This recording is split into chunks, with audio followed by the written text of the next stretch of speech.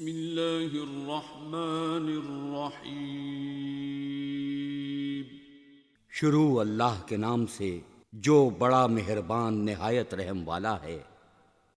رسول اللہ صلی اللہ علیہ وآلہ وسلم نے فرمایا کہ میں ایک وقت سو رہا تھا، میں نے خواب میں دیکھا کہ لوگ میرے سامنے پیش کیے جا رہے ہیں اور وہ کرتے پہنے ہوئے ہیں، کسی کا کرتا سینے تک ہیں اور کسی کا اس سے نیچا ہے۔ پھر میرے سامنے عمر بن خطاب لائے گئے، ان کے بدن پر جو کرتا تھا اسے وہ گھسیٹ رہے تھے، یعنی ان کا کرتا زمین تک نیچا تھا۔ صحابہ رضی اللہ عنہ نے پوچھا کہ یا رسول اللہ اس کی کیا تعبیر ہیں؟ آپ نے فرمایا کہ اس سے دین مراد ہیں۔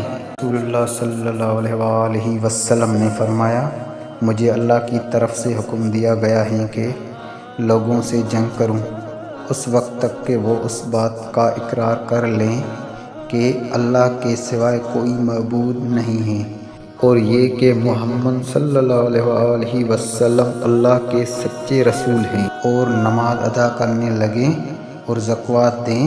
جس وقت وہ یہ کرنے لگیں گے تو مجھ سے اپنی جان و مال کو محفوظ کر لیں گے سوائے اسلام کے حق کے۔